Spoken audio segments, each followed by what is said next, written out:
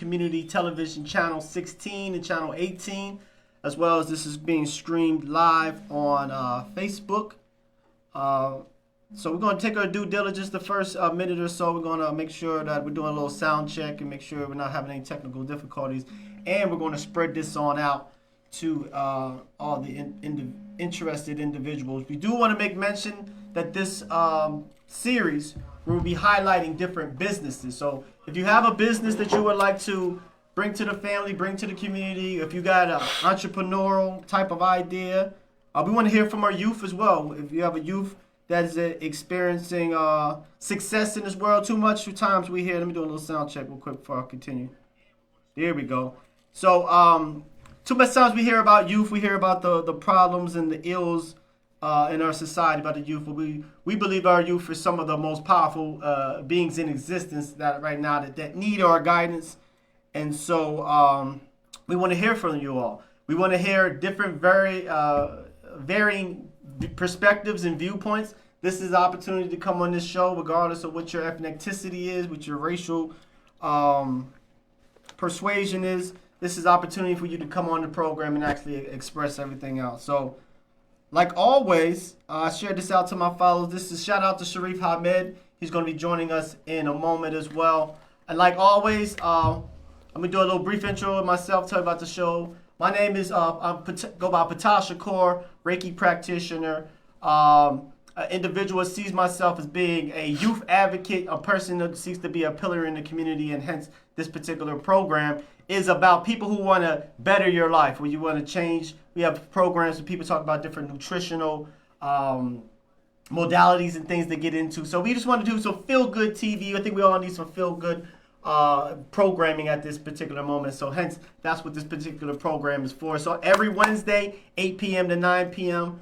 And so that's a little brief intro of myself. Just waiting for Shareef Hameed to kind of join us. And so, like I said, everybody, this is going to be an hour-long broadcast. If you're watching on Facebook, we may extend a little bit briefly or beyond that period. If you're watching on the White Rose Community Channel, it will cut off abruptly right at 8 o'clock. It's beyond our power. This is done automatically. However, we make sure I do our due diligence to let you know the upcoming program and any impactful information in the last 5 minutes of the program. But without any anything further, I'm going to pass it to Brother Shareef. He's going to come do his opening and kind of lead us into this wonderful discussion.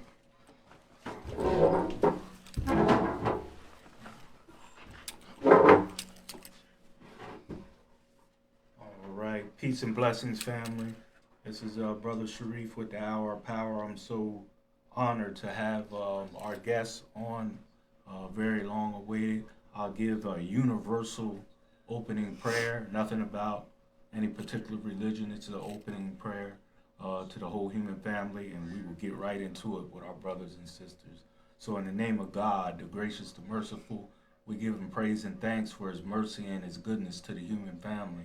If all the trees upon the earth were pens to write with, and if all the oceans were ink, and then another 7 oceans to add to its supply, the writing would still not be enough to explain the glory of God, for he's the gracious, the merciful.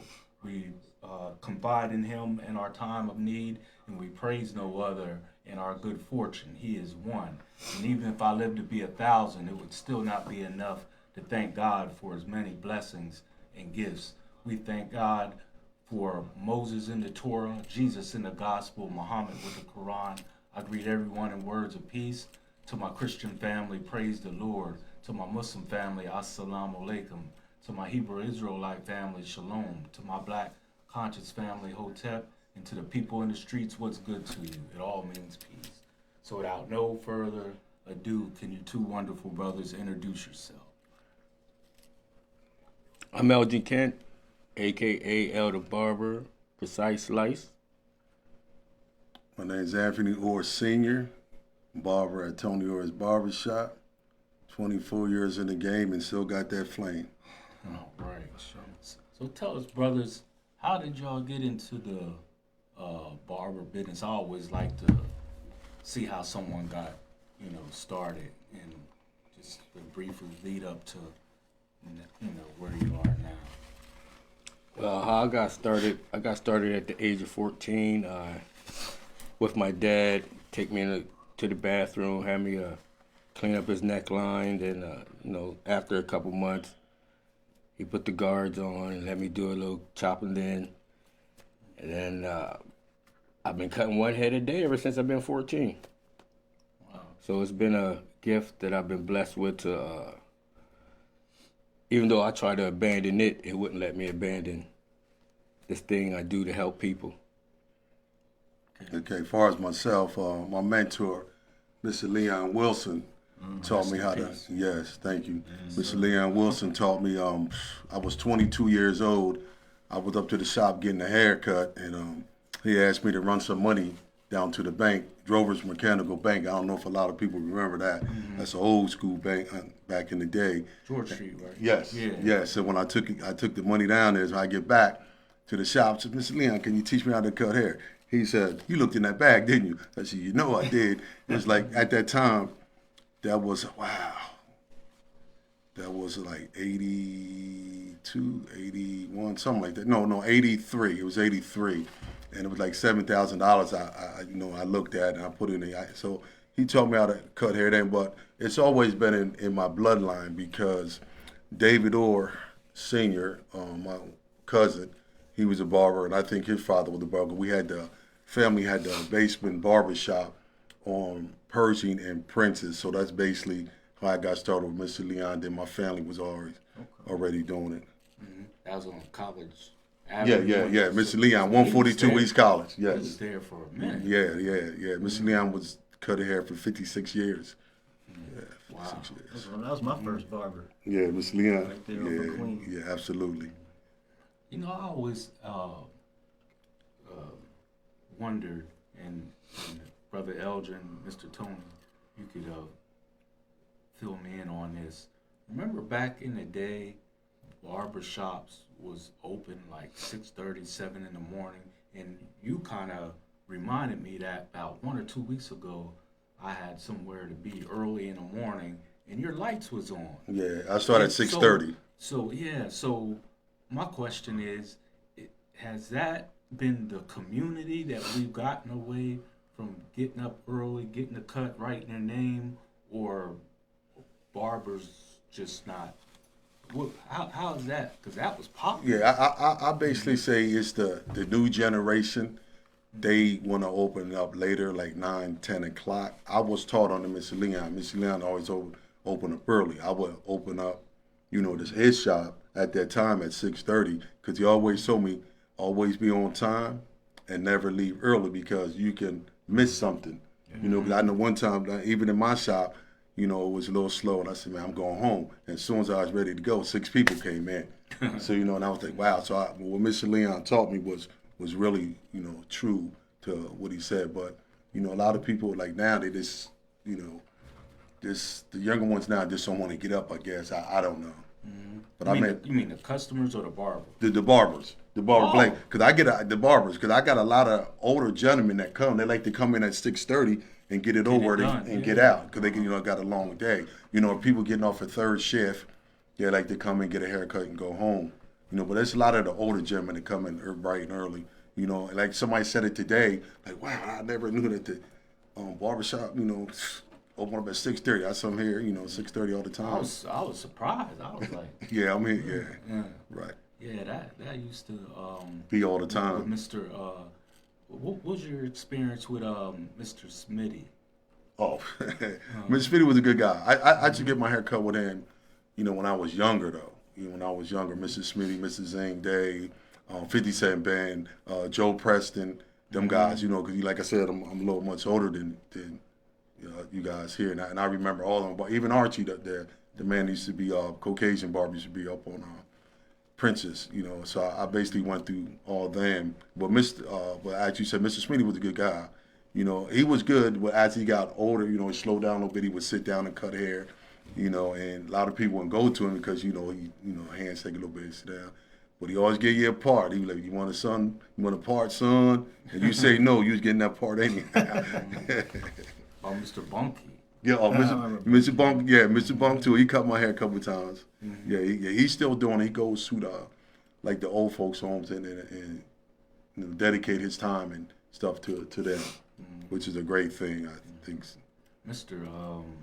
Jeff Kirkland said he was going to call, and I hope he still does, and he was going to connect with you guys with like some of the history of. Oh, that'd be great. Of Barbers. Oh, that'd be great. That'd be great. That'd be great. That's awesome. Who's the first person that you know of, black, that kicked off barbering in New York? Wow. Well, how about you, Al? You know any? No. Just wow. The ones I know way back then was Mr. Joe Preston. That's how I remember. Down at the bottom of the hill. Yeah, but he was on Princeton Street first, and then he went to the bottom of the hill, and then he used to cut my hair when I was young. But back and when I was young, it was always Mr. 50 Cent Ben. They called him Mr. Ben. He was on Kings Mill Road. That's where I used to go to get my hair cut for 50 Cent. You know, Mr. 50 Cent? Yeah, 50 Cent. That's why we used to call him 50 Cent Ben. Oh, okay. You know, so we go to get my hair cut. You know, my grandfather used to take me over there, Harvey Orr, and we get our hair cut right there on Keys Mill Road. That's where he was at. That's when I was a little guy, like 7, 8 years old. You know, and then Mr. Zing Day too. Like I said, them guys were the ones I really remember when I was kids. Mr. Joe Preston, Mr. Zing Day, and 50 Cent Ben. Those are the ones I remember. Yeah, like I said, Mr. Kirkland would take it way Wait, back. I know he can. My age and what I remember Mr. Preston at the bottom of the. Yeah, he at the by the hospital. Yeah, he was there, but he was on Prince Street. But my cousin, and see my older cousin. I just sent the picture to my cousin Vina and Millie Orr. Somebody it was in a historical society, a picture of David Orr cutting hair. They bring it to me. They just tied the last names, and bring it to me. So I gave it to the proper family members. My cousin, and she just said something to my cousin Millie. Just said something to me the other day about that. She appreciated me giving her that picture of her dad. It's her dad or her grandfather. One of them. It was her grandfather. It was her grandfather. And I gave it, it's still my family too, so they bring it to me, so I gave it to that. Gave it to her. She appreciated that. We got a lot of history here in York with barbers. And tell me if I'm wrong with this. Do you guys feel like you have a different role in the community other than a barber? Feel like you're a counselor sometimes? Yeah, Can y'all speak on that? Yeah, because a lot of people, it's more. I always say, you can go get a good haircut anywhere. Excuse me. We'll get back to that thought. Yes, this is the Hour of Power broadcast. You are live on TV. May I ask who I'm speaking to? Can you mute your whatever device you're watching us on right now so we can hear you clearly? Assalamu alaikum, Brother John, Brother Yakia Bilal. Like salam. Oh, I'm sorry. All right, hold on. You're good. We can hear you. Hold on.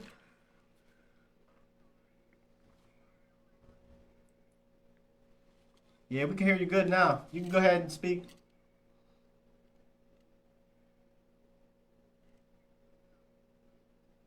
Brother John? He's probably looking for his local. He'll call back. Yeah, just disconnect. Okay. He'll call back. But yeah, that's a great conversation as far as. I'm sorry, I'm gonna let you. Yeah, like I said about the counseling type thing. I always say that you can get a good haircut anywhere, but it's all about the rapport that you build with the person in your chair, and likewise. Mm-hmm. Yes, it's Our Power broadcast. Go ahead. Yeah. Our Power here. Yes. May I ask who I'm speaking to? This is Jeff Kirkland calling in. Hey, how you doing, Mr. Kirkland? You're coming across loud and clear. We all can hear you. Okay, wonderful, man. It's good to see you, brothers. Peace and love to all the good brothers out there. Peace and love. Thank you. Appreciate it. I heard you guys talking a little bit about history earlier, and Brother Orr was giving a good rundown of some of the older barbers, 50 Cent Ben and all those guys there, man. You know, we went through a lot of those guys, and I just wanted to say a few words. I was talking to Brother Shareef today. I wanted to say a few words about the power of barbers in the black community and its struggle over the years. You know, myself and Brother Chip Dalton trying to do a documentary, a little piece on the impact of barbers in our community, because like you guys were just getting ready to say, you don't only serve as barbers, you serve as counselors and support people for the people in the community. You know, in the past years, barbershops were only safe place where men could go and really talk straight talk. You know, in that way, we had a communication system going on through here like that. I read 2 books, one called Cutting Along the Color Line, and the other one was called Knights of the Razor. And they talk about the history and the strength of black barbers. You know, some of the richest men in York and in Pennsylvania was barbers back in the days. It was a guy named Merriman Cupid that had a shop right there by the Market Street Bridge. He had shops in a couple places. He had a barbering school, but he was one of the wealthiest black men around at that time. William Goodrich and a lot of those guys started out as barbers because that was, you know, one of the only professions that they could get into. They had several barbers back in the day. One of the funniest things that I remember was they had 3 or 4 barbers that they were black, but they could not cut black people's hair. Why? Because they worked on the streets on George Street and all, and if they cut a black person's hair, their white patrons would not come to their shop. So barbers went through a lot in our community. They meant a lot and built up a lot of strength in our community, and I'm glad to see brothers continuing that that tradition. You're making history yourself. We're having a Black History Night up at Crispus Attucks tomorrow, where we want the community to come up and look at some of this history and tell us about some of their history. We're trying to get ready for the opening of the Black History and Culture Museum up there. So again, I'm glad to see you guys on there. Love and peace to all you brothers out there, and I hope you continue to be positive in what you're doing there. Thank you very much. Appreciate it. Mr. Kirkland, what time does that start tomorrow? That's from 5:30 to 7:30 tomorrow evening. Tomorrow. And if you have any old artifacts, we'd love, brother, or we'd love to have a picture of you in your shop. Okay. You know, cutting hair or something like that to put, you know, blow up and put in the History and Culture Center. Okay. So we don't have much of anything like that. So we love to have anything that you have that's historical, you know, to bring it up there tomorrow. We have scanners and different things, you know, to check them in. And we'd appreciate, you know, the help in trying to make this a successful venture, this History and Culture Center. I think it's going to be wonders for the youth. When they understand the struggle that many of you guys went through and our ancestors went through just to get to where we are now. It might instill in them a more of a sense of purpose and motivation, you know, in our community to cut down on a lot of the negativity. Right. So I don't want to be a preacher or like that, but I love what you guys are talking about. I always do love Shareef always bringing people on that's going to make a point and trying to uplift the community. So I appreciate you guys. Love and peace, and that's I'm gonna get off the soapbox. Just one real quick. And what was the name of the meeting tomorrow from 5 p.m. to 8? That's Black History Community Night. Black History Community Night. All right, thank you. Yeah, we got a couple posts on Facebook and all, 5:30 to 7:30. That's the back entrance there, right? Yeah. Yep. Mm-hmm. Okay. We're gonna be holding it in the gym. In the gym. Okay. All right, Okay. thank you. I hope to see a couple of you guys up there in peace. Absolutely. Peace. Thank you. Alrighty, that's our great elder and local historian, Mr. Jeff Kirkland. Where were Brother L? You was speaking on something before the phone, right? Oh, we're just talking about how we're mentors for Yes, the counsel. Yes, that's our definitely counselors one with the community. It's like we can get a good haircut anywhere. It's about the rapport that you build, and some people, that's some of the men that come to see us. That's the only time they get to take a half an hour break. Some of them fall asleep because that's their only time of peace when they come to the shop. So it's not always about sports and news going on. It's a peaceful time sometimes. You're live on the Hour of Power broadcast, man. That's who I'm speaking to? Brother John. Brother John, you're coming across loud and clear. Go ahead, sir. Okay. Yeah, Brother John. Yes, we can hear you. Go ahead, brother. Yes, sir. I'm telling you, got a powerful panel up there today.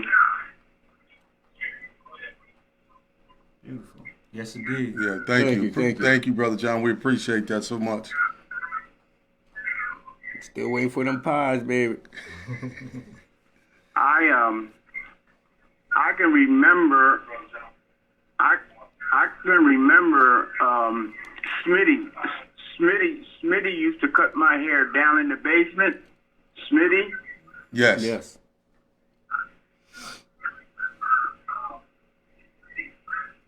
Yes, feedback. It's a delay. Yes, go ahead, brother. Go ahead. We can hear you fine. And he used to cut my father's hair. Okay. And he called my father son. So he would always call me Sonny. Okay. All right, he would always call me Sonny. Yes, sir.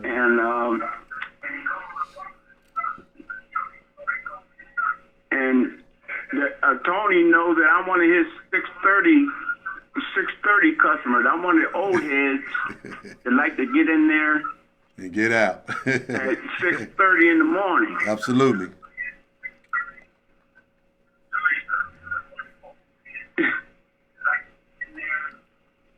Yeah, Brother John, you got a little feedback, so just keep speaking ahead. We hear you.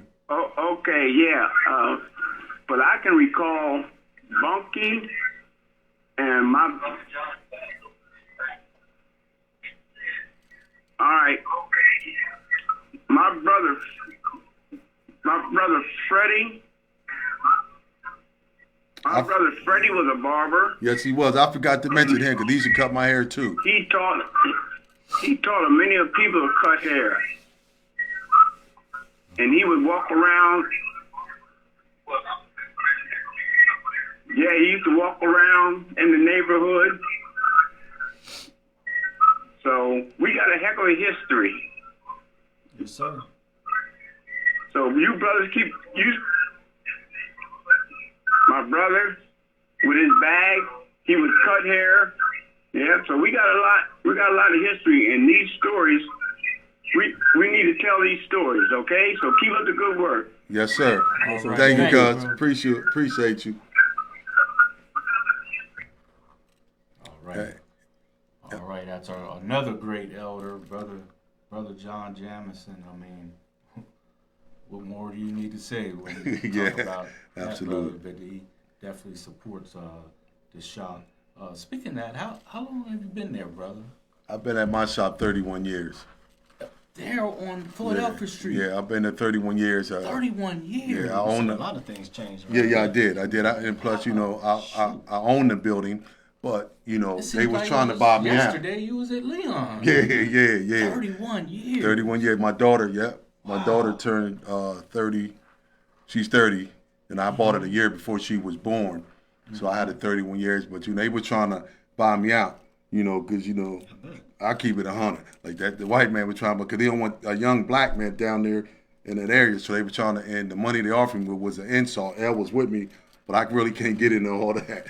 But I mean, I can, but I won't, because my brother took over the floor and let them have it. You know, what they were trying to offer was very disrespectful. Yes, sir. Very disrespectful. But I just want to elaborate on what Elle was saying, as far as like we're counselors and things like that. You know, Miss Leon always told me that, you know, a barber is like a bartender. You know, because people like to come in and vent and talk. Sometimes, you know, he was telling me, sometimes you might just have to listen to that person. Yeah. You know, don't even comment sometimes. Just listen to what they have to say, because they might want to come in and just vent for something that, you know, they was going through. And then sometimes they might ask for our opinion. You know, man, Elle will, you know, the best and honest that we have, try to help that person out through their situation. We get that a lot. We bounce off each other. Yeah, now, we too. definitely do. We bounce off each other, yeah. Because, you know, like I said, man, Elle been together 15 years now, you know. And we've been through some stuff together, you know, which everybody knows. But, yeah, we like you said, we just compliment each other. We know, you know, when we talk to people, we try to, you know, help them out, because sometimes people just come in and just have a bad day. And when they come and get a good haircut, and man, Elle talk to them, they good. They walking out with a big old smile on their face. And, you know, we get a lot of the clients that say, man, well, I appreciate you guys for saying that what you said to me, boom, boom, boom. You know, so that's what that. Quick business question. Did you ever inquire about the mission across the street? I looked into it. I did look into it. I said that'd be a nice rec center for our kids, or I always wanted to do stuff like for a rec center for our kids, or the homeless veterans. You know, there shouldn't be no homeless people out on the street. And I see that it's, you know, and not to knock anybody or what they're doing, but you know, all these Haitians and stuff is coming over here. Africans, whatever you want to call it, I don't know. And they're giving them all this funding and this and all that, but you're not taking care of your own people that's here, that's homeless, that's in the streets. I mean, you're giving them thousands and thousands and thousands of dollars, and you're not taking care of the people that's right here in your city, which I don't think is cool. You know, help the people that do need help. They need help too. Help your people too, along with the people you're helping that's coming from these other countries. I see tents. Yes. By McDonald's. Yes, I seen that today. They've been camping out at Yes. the church on Market and Penn. Market and Penn. Yes. They have tents there on Right across the street from McDonald's. I seen it. They bought them till they got back to the shop. They bought them tents for them homeless people, and they got lockers over there for them because certain time of the day they have to pack them the bags up and they'll lock them up in the lockers that the city gave them. They're on the side. If you get a better look, they got lockers over there they put out there for them. Oh, Yeah.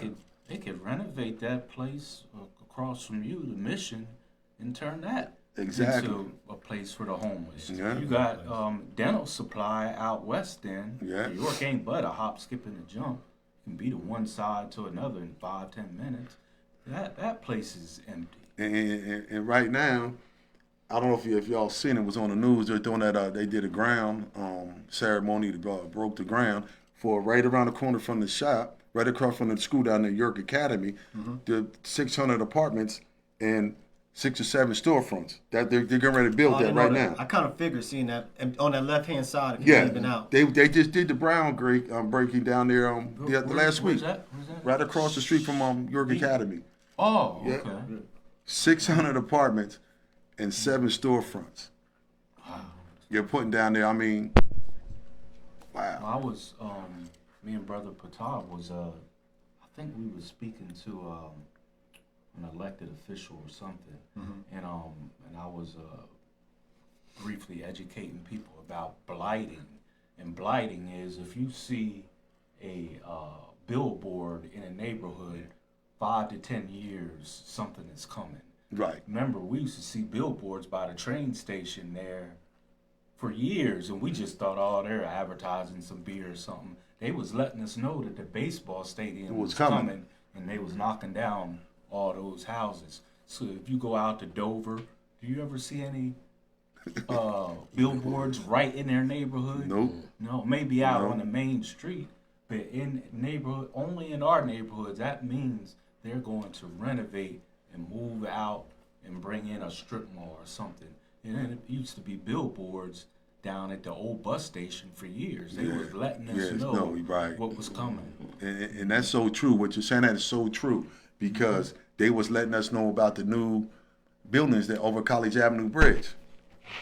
Right. I knew about that. Matter of fact, my brother John told me about that. We knew about that. We knew about that 25 years ago. That they were going to tear all that stuff down, and what they did, they built. That was the Carmel factory, right? No, behind, over the bridge, go over the bridge. The new development they just built over there. Yeah, out west there. That been in the making for years. Yeah, that been in the making for whenever years. you see a billboard, that's called blighting. Yeah. Whenever you see a billboard, something is coming. That you don't go out to Dover and West York, right in their neighborhoods, and see any billboards in there. No, you don't. You know, so You don't.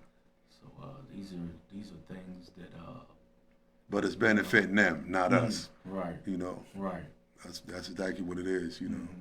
That's why I recommend the young brothers and sisters, man, to get your own business. Don't rent because, there's not that many black businesses downtown. I like that own their own business, but me and Will, the new hub, I really can't think of nobody else, because all the ones that were down there, they'll shoot their rent up. Mr. Robertson was down there. Yeah, then they'll ask them to leave. See, or they ask them to leave, but see, they can't say nothing. As long as I pay my taxes, I'm good. They can't do nothing to me. So that's why I tell any young brothers and sisters, man, get your own business. Don't try not to work, and you can do it, man. Because when I first started down there, I had one chair. One chair. I came from Mississippi. I had one chair. I was living upstairs. Most of the time, when I first started, I would come downstairs. I'll lay down and go to sleep on the chair. When people start coming, they start coming, because then it picked up. But I just recommend all the brothers and sisters, man, get your own, man. Just don't have to work for nobody. you know, because we built this country. And it's really, this country belongs to us. This is our country. They tell me all this, no, we built this.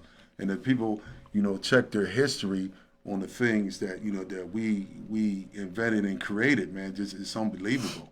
It's unbelievable. I mean, and I just, you know, and our people need to know. That's why I'm glad they doing this Black Museum up at the Christmas attic. You can learn more about our history, and then we can just stop the foolishness that's happening out here, man. Because we are our own worst enemies. I know Mr. Kirkland had mentioned about pictures and trying to, you know, bring up some history about certain places. I hope he mentions Mr. Rawlinson. Yes. Y'all remember him? Yeah.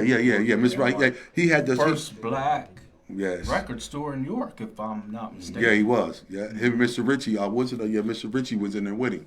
Yeah. I mean, well, yeah, that's the one when it was Saul Kessler. That was white man though back in the day.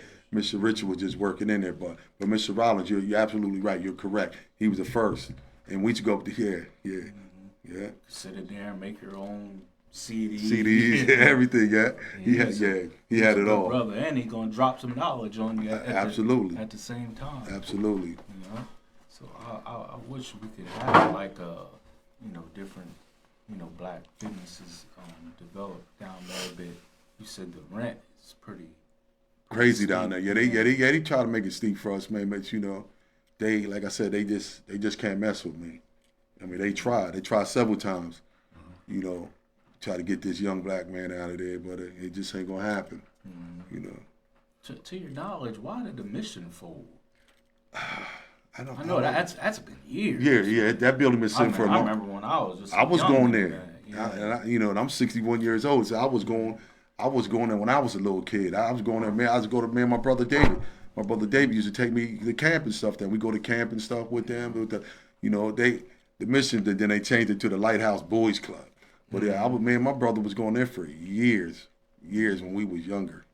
Yeah, I provided a lot of support to families. I remember we used to go to camping trips up in Lancaster. Yeah, yeah, I remember that. We would take the bus up there and be up there for a week. Yeah. My mom and dad loved that. You don't know where you're going, but you get out of here. Yeah, my mom did the same thing. We went for 2 weeks. And Gene, matter of fact, Officer Gene Felds was one of our counselors. Him and his brother Stanley. Yeah, was one of the counselor when I was going there. My mom did the same thing. Get up out of here. Yeah. If I may interject, because we do got a lot of participation on the Facebook comments. So Kerry Glover, shout out to Kerry. He has a question he wanted to pose to both of you all. He says, what do you guys think is the current state of the barber profession? Or what advice would you give to someone in high school aspiring to become a barber? That's a good question. First and foremost, go to school. You have to go to school and get your license. And you got to be passionate about it. Just don't be in it for the money. You know, because a lot of people just in it for the money and not the quality of it. You know, and like, man, we at a point it's not really about the money. It's just making people feel good. Yes, you know, and you gotta have the right attitude for it though.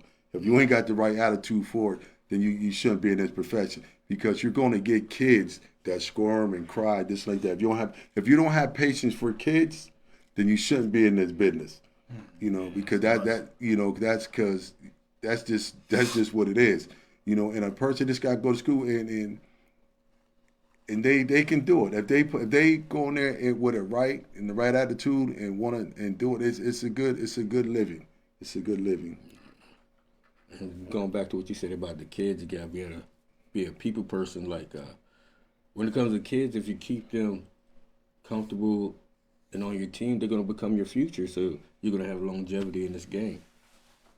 Yeah, absolutely. Because if you keep like Mr. Leon, I always go back to Mr. Leon because he taught me so much. Mr. Leon basically was my father, my mentor, and my friend, and he taught me so much. He said, as long as you keep having the kids come back, you're going to grow with them. Because I have clients right now. I was cutting their hair when they was 5 and 6 years old. Now they got kids and grandkids. You know. Wow. Like Rondell King, Carrie, my nephew, just called in. Guys like that. I was cutting their hair since they was what, 7, 8 years old. You know, I was there Carrie's birthday and Carrie's birthday grand come up to 25th. I was there when they was born. You know, so long as you keep them coming and coming and coming. Al Davis, I was cutting his hair since he was 5. Mark, I could go on and on and on. You know, because like I said, I'm 61, and I seen like you said earlier, I seen a lot of changes down there. I mean, right downtown that little area, I seen the White Rose. I really seen that change, the big change. Yeah, that's who somebody did respond. Rondell, I think that's his name, Rondell King. He's watching as well. He called you all his guys. Tanya Larry get the black fist. Manuel Gomez say pillars in the community. Mixed about Mr. Walson and Tone's shop. I'm not familiar with Tone. He said they were special to him when he first moved here. Pillars in the community. So you all do some wonderful work. I know when I move around, I've been living in different cities or so. And so when I find my barber, whoever my barber is right, understand. in that area, I'm not changing my barber. Right, and that's what you're supposed to do. And I know sometimes in this world, you know, we might not get get our flowers, so to speak. But right. I would say for you two brothers, as well as other brothers that I know in the barbershop, you are truly pillars. You know, for young people, you know, you're real live examples. You know, you ask a young person who they see as a role model, they're always going to say a rapper or somebody crazy they see on TV. But the people that they have intimate relationships with that have a long-lasting effect in your mind is normally your barber. And so when you all are, I've been around you all, and so I know you always speaking very respectfully, and you say you're listening, and that's the type of role models we really need, not no celebrity type of role models. And the thing about it, that's true. And there's a lot of good barbers around here. You know, it's a lot. Like, you know, like you say, my sister, you know, a good friend of mine, my sister, you know, sister in Christ, Rhonda Goo. She's really good, really good. Rhonda is one of the best. Mm-hmm. Rhonda and who else? Kevin's good. Jody C. Jersey that moved away. Chris Morris. We call him Pat, my little brother. Him. He's excellent barber. Yeah. Spoonie G. Spoon's doing his clothing line. I'm representing his clothing line tonight. I want to put it out there. Okay. Spoonie G clothing line. Yeah, the Spoon there. The best investment I ever made was times and offers. I'm so and that's the thing about it. We got to support each other, man. You know, and then my little brother here, L, he's representing Checkmate, my cousin Chill, Marion Connor. So we represent, because Spoon got a clothing line that's awesome. It's awesome. It's awesome. Got awesome clothing line, and I love that brother. My little brother too, because I grew up with him in Parkwood. But there's a lot of good barbers. I mean, if I miss anybody, as far as the barbers, blame it to the mind and not the heart. Because there's a lot of Biz, Son. Yeah, all you guys are good. Mike, Holly, all you guys is good, man. Excellent. Matter of fact, not to interrupt, Mr. Tony, for people out there, if y'all have someone that you want to be recognized and we didn't get them, just put it in the thread here. I would say Jimmy Jordan. Yeah, Paris, Jimmy Jordan is Mr. Marty. Yeah, Mr. Marty. Yeah, Marty. TJ. TJ. TJ. All you guys is good, man. Like I was all the Stick. You guys. I mean, it's good. Excellent barbers, man. See, it's enough to go around. Yeah, it's enough to go around. The thing about it. No reason for no one to hate on and it's beautiful. Yes, ain't no reason to hate them because we're all good at what we do. We're all on the same page, on the same game. Love all of you barbers, man. You just gotta just keep doing it. Just because Mr. Tone on his way out. I got 6 months to a year. I'm done. I'm on my way out. I've been doing it too. I've been cutting hair for 42 years. I have my shop for 31. Mr. Tone on his way out. So you got them good shoes, good insoles, and all that. Oh yeah. You keep in shape. I used to see you at the gym. So. yeah. I try. I got a burning question for you too, and I hope you don't get offended by it. No.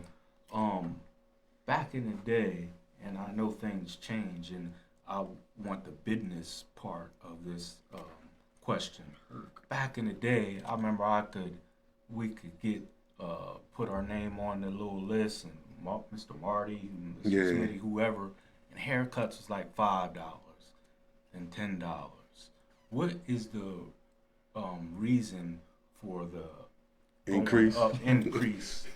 with haircuts. Tell him that. It's I'm a client, so today's cost of living. Everything went up. Everything. Just Our inflation. supplies go up. Explain to a customer, because we talk amongst each other. The clip, like El said, the supplies go up from the business. Yeah, supplies. The supplies go up. It's not. Our rent goes up in the shop. Rent goes up in the shop. Rent goes up at the crib, at the home. Like everything goes up. So we got we got to keep up. But those are complimentary. We could substitute that, but we want to give the full experience. So you're only good as your equipment, and they always says that you're only good as your equipment. I heard that. You know, so you gotta have the right equipment. You know, because back then everything was cord. Now it's cordless, and that cordless stuff, it's expensive. It's expensive. So that's basically what it is. You know, like El was saying, stuff changed, man, and Clifford saying, times change. Times change, Just like everything else is going. Inflation. You guys got to get paid. Yeah, we got to look at the market too. Yeah, so you look at like the food. I mean, I remember you can buy a family pack of chicken for $4. Now what? At $12 now? It's up there now. 30. Yeah, everything is going up. So. And then with today's fashion, also like. Some people come to the shop with $5,000 for clothes on. Yeah. So why wouldn't you want to charge them $25 for a haircut when that complements everything? That's the icing on the cake. Yeah. The haircut is the icing on the cake. Yeah. And is it about the same? I can only imagine in metropolitan cities. Oh no, they're more than. Oh yeah. They're double. Yeah. So what would be? I get a body beer, because that's what you do for me, Mr. Tony. Well, you're saying that's more in a metropolitan city just for that? Because you're paying for how much more? You're paying like double. It's like double what we're doing right now. Yeah. It's because of COVID, everything is time. Everything is time based. Yeah. So you're talking about $50, $60 for a haircut? 80 to 100. Yeah. Or just a regular person? Yeah. Okay, what if a sister got 3-4 children? You got to cut her a deal. Yeah, you got. That's what we do. We cut you a deal. Yeah, and we do that. We do that now. We do that right now. Man, I'll do that. I didn't know that. Yeah. That's unreal. Well, you know, people pay because of COVID. People pay for the time. Yeah, you're getting paid for your time. It's like a tattoo artist. You know what I mean? When you down in your dumps and you want to feel good about yourself, I can tell you coming out of the bar. That's back when I had hair, of course. Ain't nothing like that. It's an art. I've always respected the art. So like, hey, whatever. I know my buddy, and he living in Arizona, Kevin Ware. He pays $150 just get a regular haircut. I said, I'm in the wrong spot. I need to come on. Nah. They still got bows, and you can do your own bow cut if you want to. If you want to, pinch some pennies. They will make a meme out of you for that. I remember them bow cuts. Yeah. Shout out to Mr. Bunky. I remember back in the day. My dad ain't have it or whatever. He'd be like, we can't. A little hard to do that, but now in these days. But back in the day, Mr. Bunky looked out for the community. And we do that, man. El do that. We know that there's some people that come in the shop. You know, you can tell that they really don't have it. Like what mothers come in there and have little kids. Man, we look out for them. We definitely do. I know you do. Me and El done cut several little kids' heads. You know, not going back to school. When they always want you to do it, going back to school. But we would do it before then. Mm-hmm. We would cut little kids. We still do this. We might get something today. You know. All right, 1 second. Yeah. Yes, you are live on the Hour of Power broadcast, man. That's who I'm speaking to. Pop. Pops? Yeah. Pop. Yeah, you're loud and clear. We all can hear you. You can go ahead and express what you got on your mind. What's up, Tom? What's up, Al? What's up? Now, I wanted to show y'all some love, man. Thank you. Appreciate it. Call me for some love. Anything else you wanted to share? Yeah, they just wanted to call through and come through with some love. I do got a question from Charnel Orr that I want to Chardell, my wife. But I wanted to ask you real quick, just in your time from being in that area, what have you noticed as far as like race wise, individuals, your diversity, shall I say, has that changed at all from you in the beginning? What's your views on the diversity of individuals that you've been interacting with? It's basically the same. Okay. It's basically the same. I think. I mean, like I said, I seen the White Rose go from that little piece of bar to what it is today. Because you can come through the back and come right past the shop on the foot up street. So he brought that building all the way down. He made that change. Actually, he owns a lot. He owns from Phillip Street. I mean Beaver Street down to Philly. And then make that left. The only one he don't have was me in the tattoo shop. And he been trying to, he don't mess with me no more. I don't know if he messed with them or not, but I seen, wow, like I said, I'm a little older, and I seen a lot of change. I seen things that wasn't right between the blacks and the white people. Okay. That wasn't cool, and things that were happening back in the 60s.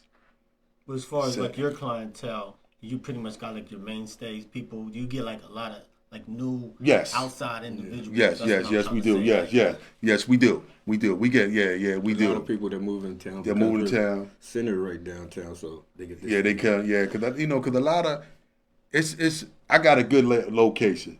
My location is great, and that helps out a lot because a lot of the barbershops where they're located at, a lot of the, the Caucasian people don't want white people. They don't want to go there because of that area, but they'll come to us because they feel safer downtown, because I'm right down there. Yeah. And I actually lucked up on that building. My relative found that building for me back then, and I don't mind sharing. I only paid $26,000 for that building. Back then, my mortgage payment back then was $242 a month. So now my building is worth way more than that, tripled.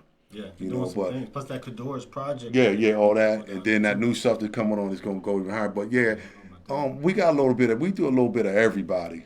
Okay. That's great. And then with Shondell, excuse me if I'm messing your name up, said, do y'all plan on having a full salon? Or do you have any visions into something like that? Yeah. I mean, it's up to whatever we decide to do, because we don't like that. We don't like that for us right now. Yeah, not for us. Salon, because we want to keep the women's thing separate from the men. Yeah, you want to keep it separate from us, because I had a young lady in there that it didn't work out. I'm not going badmouth the throw. It just didn't work out. Okay. It just didn't work out. But it would be nice to have like women back there or nail technician or whatever. But because my daughter, Charnay, she does hair. But the thing about it, I'm with this man. We always on the same page together. Even though my name is on there, but that's not my building. God allowed me to put my name on that building. Yes, sir. Because He can give and He can take it away. So when we make decisions, we make decisions together. I just don't say, just because I'm the owner of the shop and my names are nah, we don't get down like that. Man, we count them, man, we work together. If somebody want to come in and work with me and L, whatever, I look at L look at me, we say, and we talk about it. And we ask them, we'll tell them to come in and show what they can do, boom, boom, boom, boom. But we just don't want no foolishness. We don't want anybody to bring no drama to us, Gotcha. Because we basically can see if a person's sincere. Like we had one guy in there, Carlos. Carlos was really good. When Carlos came to me, I was a little shaky with him. Ed was like, I feel something good about it. And Carlos was very good. He's good. He's up in North Carolina. Carlos he was really good.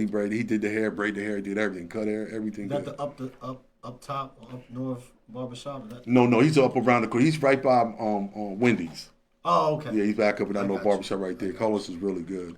But far as we just gonna stick with the men right now. Cause that's our domain right now. Okay. That's for us to come there. We don't want the ladies really.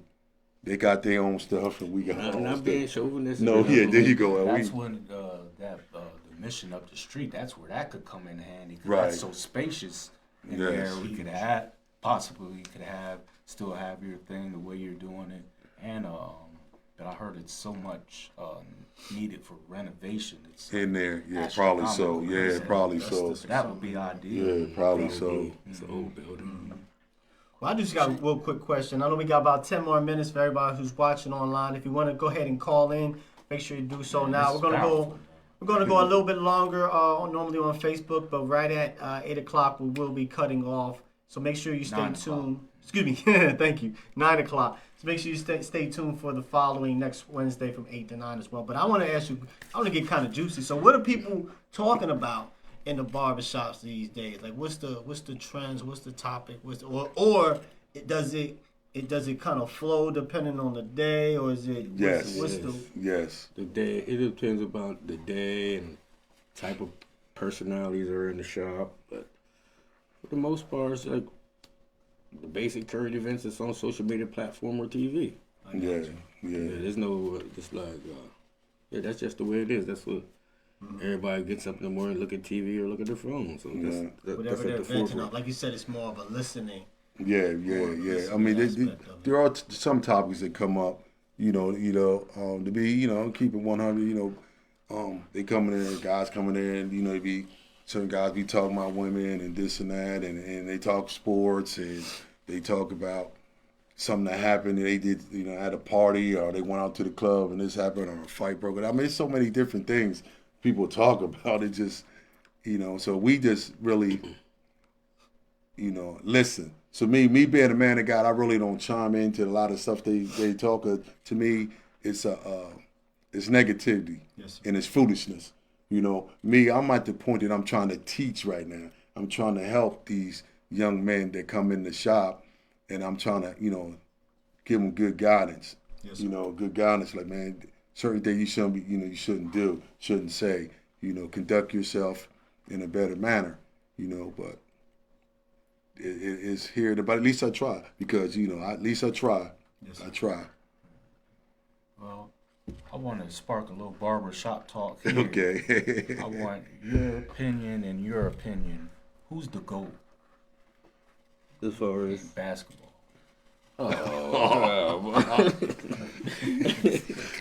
Okay, my honest opinion, there's a lot of guys that I do like, but see, like I said, I'm older than you guys.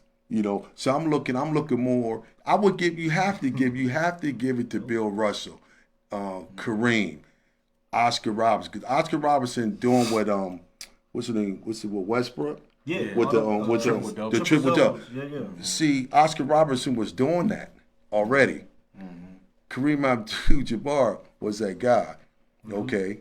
And you have to go. You got to go with Bill Russell. The man has 11 championships, and he has one as a coach. He got 11 rings. Yeah, So it's hard to beat that. I mean, I know everybody talk about the LeBron and the Kobe Bryants and Michael Jordan, and I love all them guys. Kobe's my guy. I love Kobe, but you got to like I said, I got to go with the old school guys because they did it first. If it wasn't for them, you wouldn't have no LeBron. You won't have no Kobe Bryant. You won't have no Michael Jordan. Right. You got to go through, because Oscar Robertson was doing triple doubles way before Westbrook was doing it. For a whole season. Yeah, for a whole season he was doing it. Kareem was, nobody ever blocked his sky hook, ever.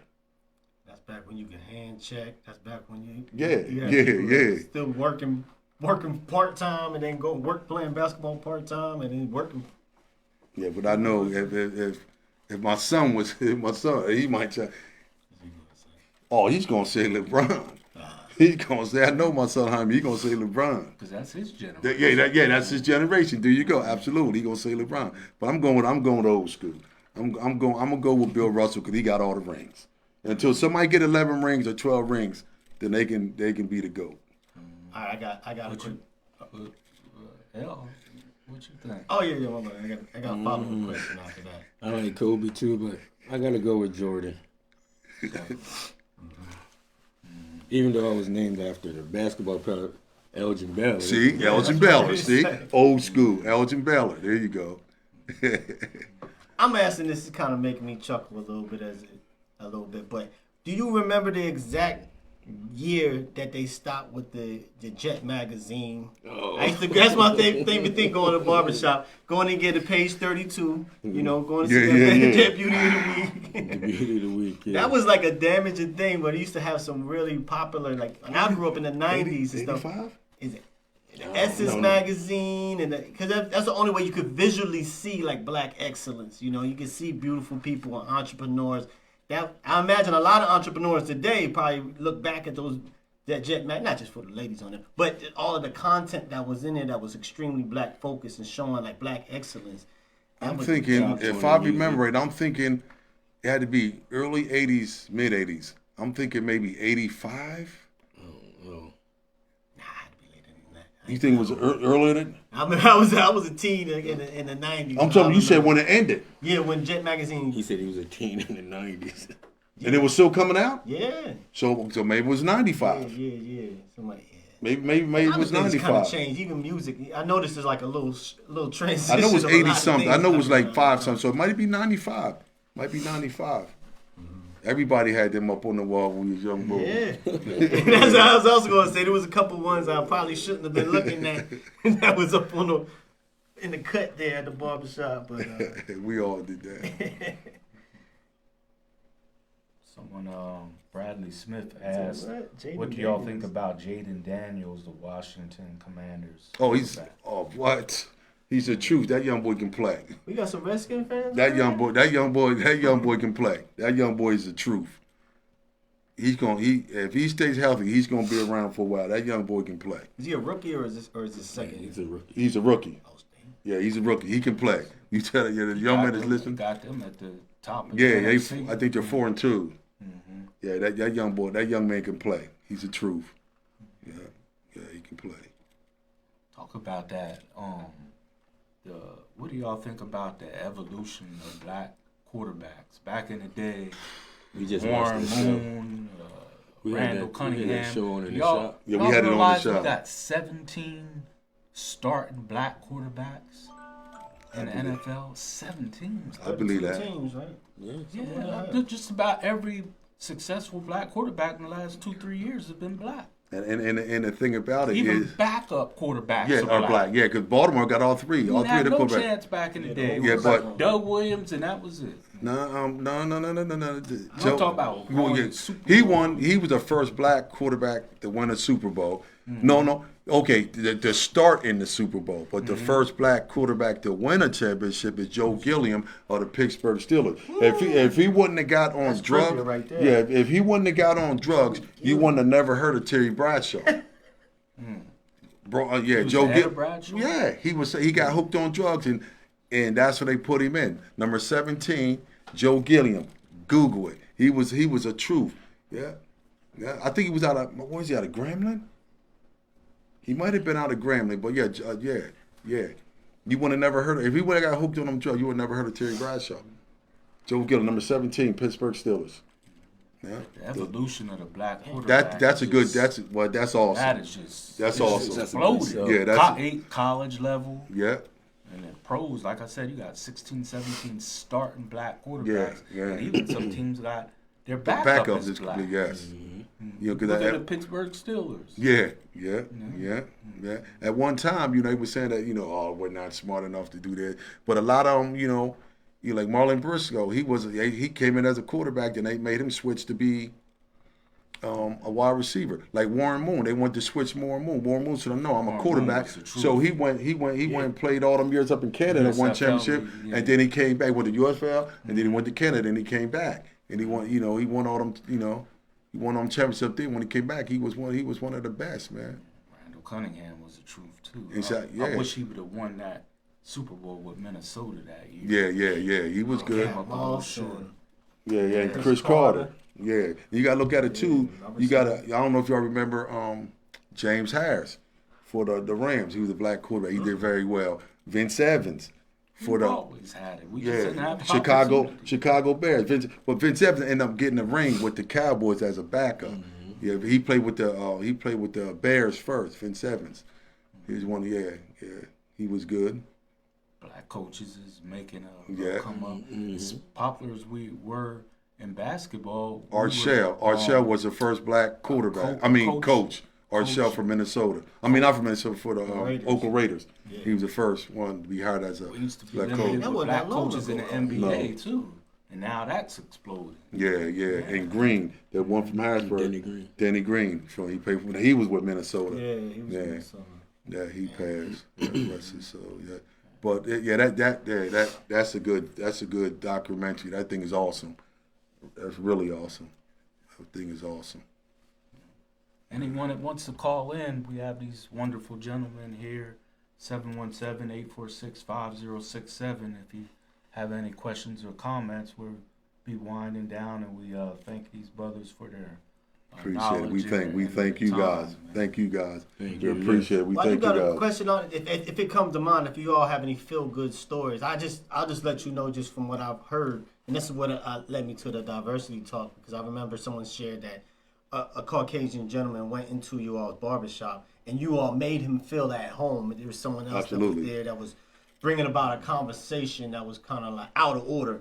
So that you say, but you kind of put a period to that and made sure that that individual felt accepted. That's the Right. reason why I brought up that question Yes, about the diversity and how you interact. And that's what I do. I wasn't raised like that to treat anybody bad. I don't care what color you are. When you come in there, man, L is always going to treat you with the utmost and due respect. That's just the way we are. Well, I don't care if you white, black, green, or purple from Mars. We're going to treat you. And far as and when the women come, we treat the women with the utmost respect. No cussing, no craziness, no crazy music. Yeah, no crazy stuff music. like That's that. the big thing. You go to Yeah. some of these barbershops, you be like, I can't have my child. Barbershop or Yeah. at a club. Yeah, we I don't bring do my that. son to the barbershops as well, and I don't want him to be around those type of influences. Right, and we don't do. And another thing that Man L was big on is that when young ladies come in there with their, they might not have their husband or boyfriends, and there might be a gentleman in there see a pretty girl come, they be trying to hit on. Yeah. Me and L nipped that right in the butt. Yo, man, leave her alone. Yeah. I put plenty. L did it too. We put them out. We put the person. Yo, she told you she got a boyfriend. She's married. Leave her alone. Yeah. And see, that kind of stuff don't sit well with me. I feel you. She didn't come here for that because you messing up man L's money because she might not want to come back. Right. So I tell her from the door, you got to go, man. We don't do that here. If you want to talk to her, you wait till she come out and you would talk to her outside. You're not doing that in here. You're not disrespecting her. She bringing her son in here to get a haircut. Mm-hmm. No, this ain't that kind of shop. I'm not having it. And man L's really strong on that. Wow, that's admirable. Yeah, because when they in that shop, like we have to protect them. The queens. Yeah, they're a queen. We got to protect them. And that's what we do. So you're not going to do that, man. Because I don't want my wife going into a shop, somebody disrespecting my wife. Now we got a problem. Yeah. Beautiful. That's very, that's very important, because if you wouldn't have those kind of standards, it almost falls into the stereotype of black man. They just hungry. They just want booty. And Yeah. That's crazy. We need to bring ourselves back up to the greatness that we used to be, that we were talking about. Yes, sir. Earlier. We were admirable men. That's our history. You can see us you walking with our pants sagging off our back and behind and all that, and disrespecting women and all that. And see, I don't know if you and I have that. Me and him, we got it up on the wall. Show your mind, not your behind. Pull your pants up. You got that. And so That's in the shop? You ain't see it. Wait till next time you come. It's right there in the back wall, about this big. Does it say it again? Show your mind. Show your mind, not your behind. Pull your pants Wow, up. missed And that. then we got another one. It says, you never can climb the ladder of success dressed like a clown. That's in there. And we got that. We got a couple. I'm surprised you ain't see it. Wait till you come look. It's 2 on the back wall and there's 2 up front. Yeah, and then the one lady she took a picture because she said she wanted to get it for her son about pulling his pants up. It's in there. It's in there. And we try to I tell the young man, yo, can you please pull your pants up? If they say, I just went, get out. Yeah. I put them out. When we got ladies in here, man, we're not doing that. No, we're not doing that. Get So out. many older individuals, they act like they're scared to open their mouth to some of these youth. Yeah, or yeah. older youth. I mean, not just kid, but Yeah. each one teach one. We all gotta live by our own constitution. Yeah, man. Quick question for you, brothers, as we wind up. Today is the 29th anniversary of the Million Man March. Whoa. Do you remember what you were doing at that time? I was there. Because you were just opening 2 years at the shop, right? Yeah, I went up in 2000. When was it? I forgot when. No. It was 2001, right? The Million Man March was 1995. Okay. So today is the 29th. Oh, no, I was working with Mr. Leon. Oh, okay. I was working with You Mr. said Leon. you were at your shop for 31 years. Yeah. I started with Mr. Leon. Uh-huh. I was 13 years there. Okay. And then the rest of the years at my shop. But when that went down, I went down there. I was there. You was at the Million Man March? Yeah, I was there. The first one. Yes, Yeah. the first one. Yeah, You know, Brother I was John. there. You know, Brother John going around trying to get everybody to go. We are. Uh-huh. I was Yeah, there. I went. I was just a young. Yeah, I boy, was and, there. Amazing. Yeah, It was amazing to see all the brothers I made out a there. post today. It was so much brotherhood that I fell asleep standing up. Wow. And they held me up. If I leaned this way, They there was had someone there. If I leaned this way, because it was such a long day. Yes, it was. It isn't that I wasn't paying attention. I was just tired. Tired, yeah. Yeah, and once Yeah. I jumped up, I thought I was dreaming or something. They said, "We had you, brother. Not a curse word, no drama. It's Right. the most amazing thing I ever attended in my life. I went to the first and the second one. Yeah, I didn't go to the second. Went to the Yeah. first. You But that's said this is something. 29th? Huh? You said today's the 29th anniversary? 29 years, yeah. Wow. That's awesome. That's My awesome. baby, my daughter's 27, so yeah, that's right. That's awesome, man. That's awesome. Do you think black men have enough unity amongst each other? That's a broad question. Yeah. Like I said earlier, man, we're our worst enemies, man. If we would come together as one, we'd be the most powerful and biggest thing in this world, in which we can be, man. Just gotta come together. We gotta stop. Like NL What said is it it do earlier. you think we need to? We're just jealous of each other, man. That's it. Just if we would come together. I mean, can you look at the Spanish, the Latino community? They stick together. Koreans, they stick together. Jamaicans, they stick. We the only one. We're our worst enemies, man. We just don't stick together, man. We'll walk somewhere else. And support them instead of supporting our own people. Yes, you know, because we try to, cause my wife loves that she loves that the black soap. Yes, sir. So she loves that black soap, and I send it right over there because like my kids got a eczema, and they come over and get the stuff, and I told them to go there, man. Yes, sir. You know, and I told my wife, that we're going to start support more or the black businesses in the market. We're like I always go to Russie. Now we're gonna spend more with you, Russie. See you in the Central Cuba America all Globe, the time. Both of you. and Global, what's it? Global Calf. Yeah, we have to, man. Let's make our own people rich, man. Yes, sir. You know, instead of going to that other people. Yeah, it's enough. It ain't that many black people in there. Let's Go crazy do for it. like that chicken restaurant that opened up over there off of 30. You know, everybody was like, the new chicken place, blah blah blah blah. Like, what about on black owned? Right. You're right. Mom and pop, you know. What was that?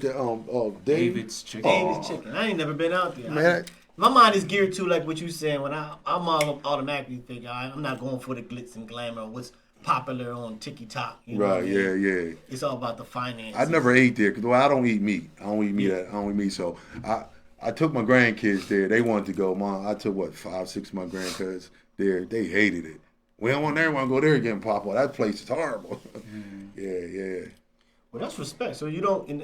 I don't know what your dietary. I know we all are looking to sculpt our diets and Right. to help better ourselves. So it's tremendous to hear you say that. It's Yeah. very rare. Because I've been saying, sometimes I'm pescatarian or I go meatless or sometimes I fast, and you'll be surprised at the looks that I get from people to think that I'm like an alien on it. So it's very comforting to hear other individuals, that are looking to. Yeah, because like I said, I ain't no spring chicken no more. That's why I eat it like that. Like today, went out because I really don't eat bread, but I ate some today. I got me and my wife, we went over and I got a veggie lover calzone. What am I thing called? Oh, calzone. Your calzone, whatever it was, stromboli. One. This all vegetables. So it was in there. I'm starving there. I've heard of people wanting to open little restaurants and spots, but they just don't think they will get to support. And that's what it is, man. We like I said, we'll walk past our own people to go to Hefty Lefty or something. Mm-hmm. It's crazy, man. Yeah, I mean, that kind of food. You go to DC, Philly. It's plenty of people that have an open mind and say, I'm gonna try it. I hear people turn up their nose when you talk about vegetarian. I'm like, what? That you'll eat Chinese food? You don't know what's in that MSG stuff. and all that. So And I used to do it, and I have a biodiesel plant when I was out of town, and so I've been in these kitchens, and I've been in the back. Like, you might want to opt for some other style of food, that is beneficial. Like, I give you your flowers, El. You tell me about that lemongrass soup. Oh yeah. Oh, he's a I soup wouldn't man. even know anything about this Oh, stuff. he's a soup man. Yeah, soups is good, Yeah. low density. We're taught to eat that we got to eat 3 meals a day, and we got to have whatever food Say pyramid.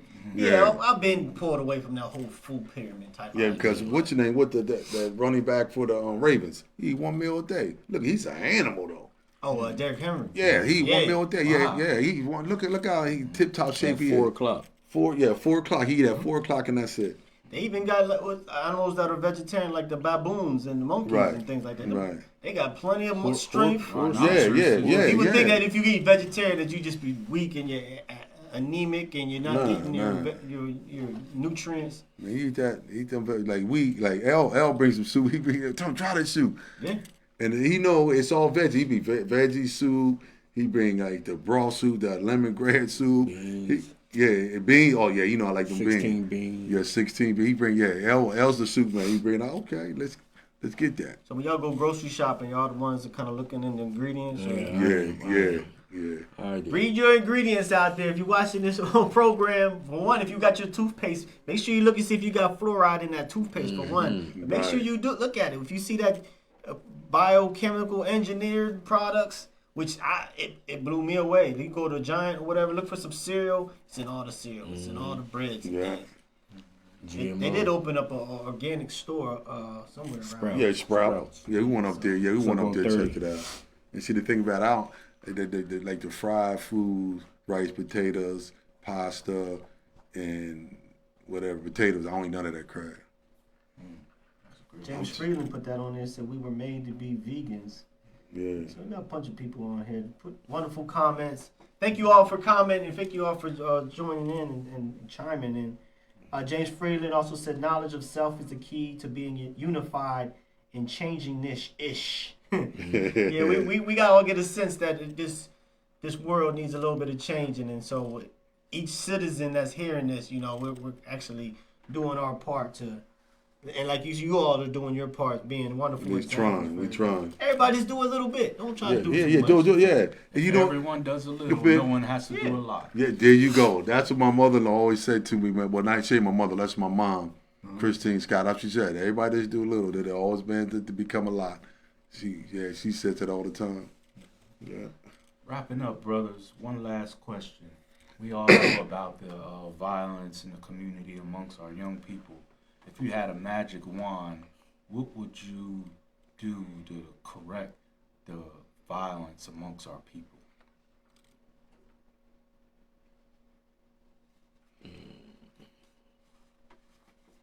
What do you think could be done? For me, it starts at the home. It starts at home. The parents have to be accountable and know what their kids are doing today. And I know there's a lot of homes that just the mother is broken homes, or just the mother. But and for us as men, we have to get involved and start patrolling the streets. Trying to help these young brothers, man, because the things that you're doing is foolishness. It's they out here fighting amongst each other for what?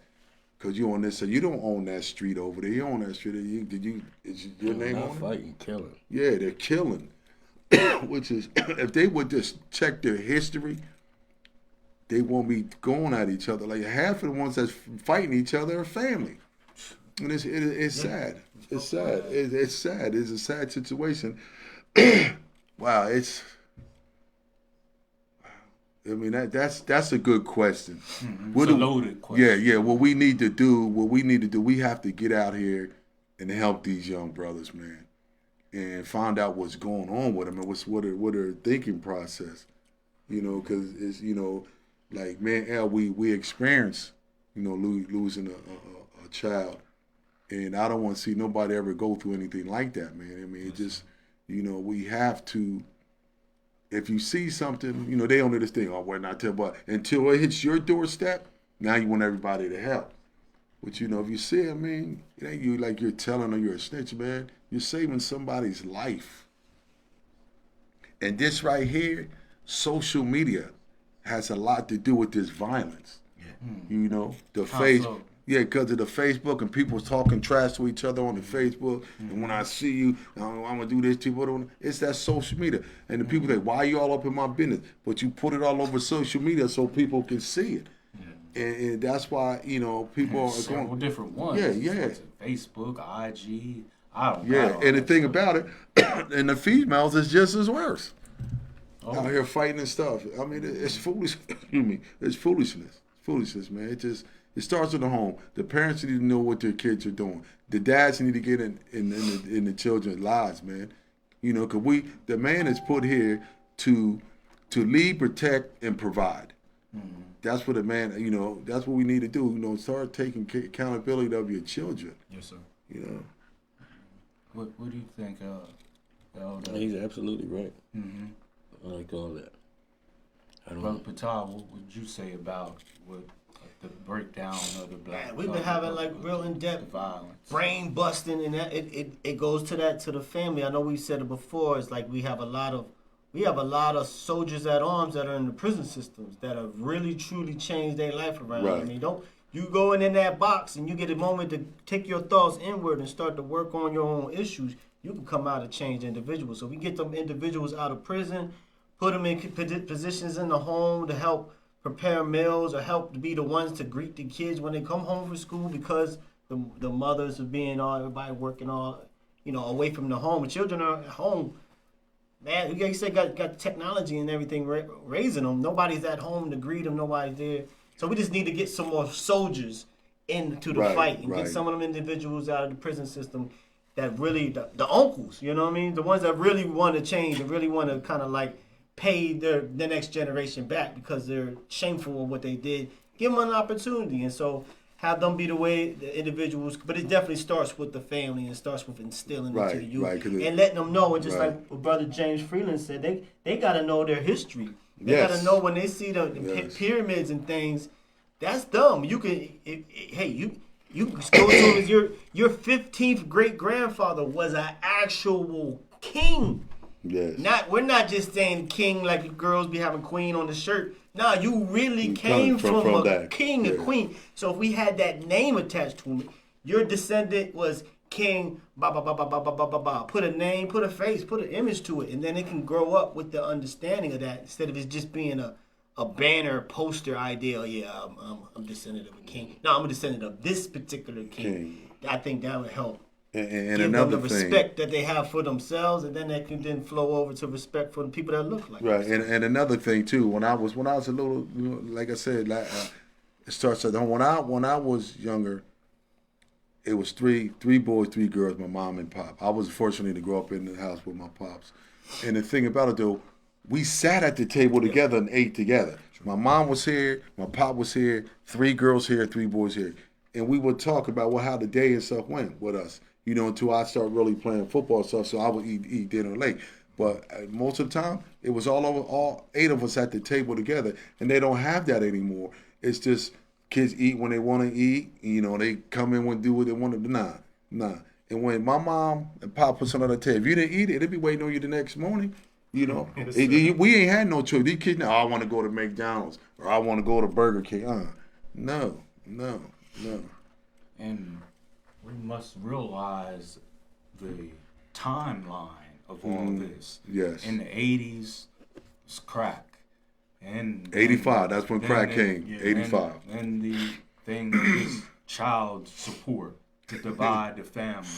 Then in the school system, they slid it in there. First it was ADD, attention deficit disorder. Then when the crack came, it changed to ADHD, attention deficit hyperactivity disorder. Then they got the mothers giving them equivalent to crack, which was just Ritalin and all that. Is that a coincidence that crack cocaine, Freeway, Ricky Ross, funding all these drug dealers, and the crack from the schools all came in the 80s.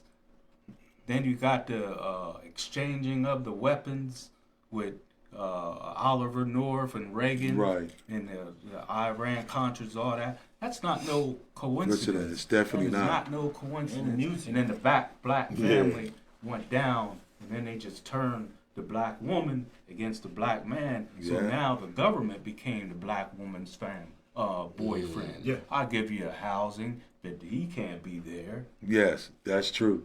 That's true. Can't be there. Yeah. And just one more point. That's true. Our brother who just transitioned, John Amos. Yeah. Yes. Look how that show started. They said they wanted Florida Evans to what? Be a single mother. And she stood up like a queen and said, I will not do this show unless a black man is by my side. 2 years later, he was kicked off the show where they staged it, where he had an accident. Yeah. They want this thing of a strong woman. Yeah. I can do this by myself. Right. Look what happened.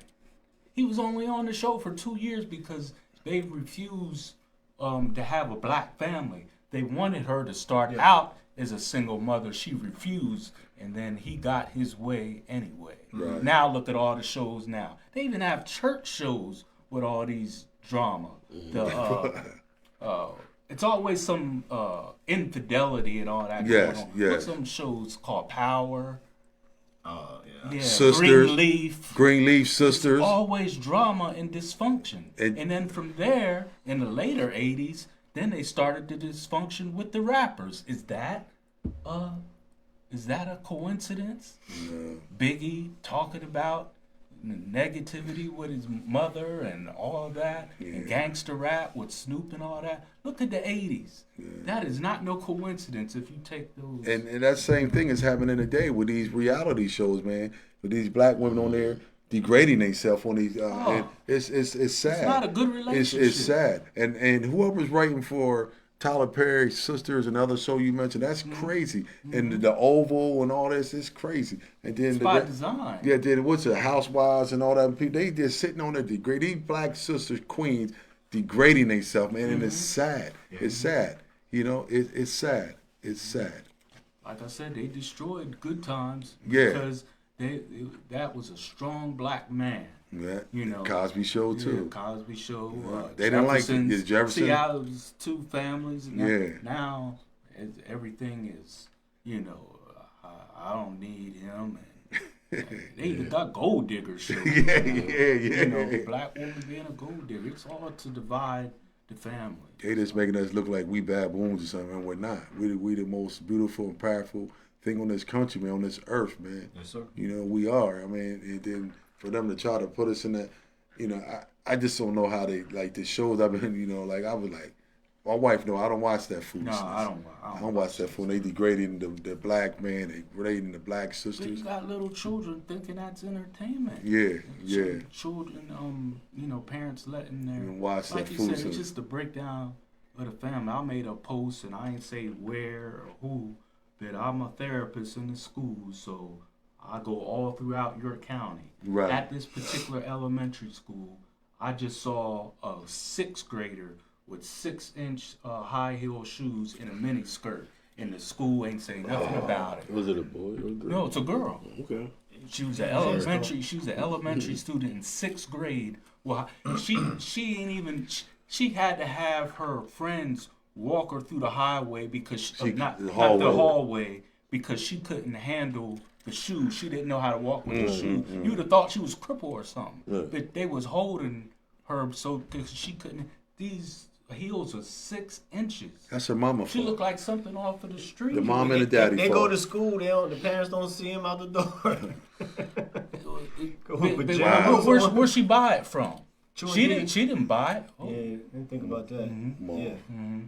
Yeah. That's crazy. Someone bought them clothes for her because someone said, "Well, you being hard on her brother Shareef. Maybe the parents was working and didn't see how she was dressed." Someone bought those clothes. True indeed. He go behind You there. gotta think about that. Yeah, someone bought those clothes. Yeah, maybe she- Why are you buying a Maybe 6th grade she see the girl? same size as her mama.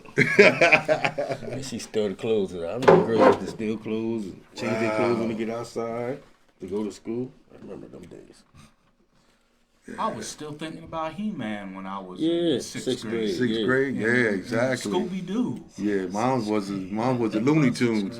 Baseball. Yeah, mine was the Looney Tunes. Matter of fact, I was watching the Looney Tunes last night. Bugs Bunny and that, man, watching that. Right. Good cartoons. This cartoons they got on now is crazy. Be here forever. Brothers, thank you so Yeah, much. yeah, Thank you. absolutely. Thank Thank you. you, Thank man. you so much. Appreciate Stick you, man. around for a quick picture. Yeah, absolutely. Everybody, Appreciate you so guys, much. man. Yeah, appreciate y'all, man. I enjoyed it. So thank you all for joining in for the Hour of Power broadcast. Make sure you stay tuned next Wednesday at 8 p.m. to 9 p.m. We're going to have some more impactful communication for you all. So until next time, love and light to you all. Thank you. Appreciate it. It It was was awesome. flowing. It was nice.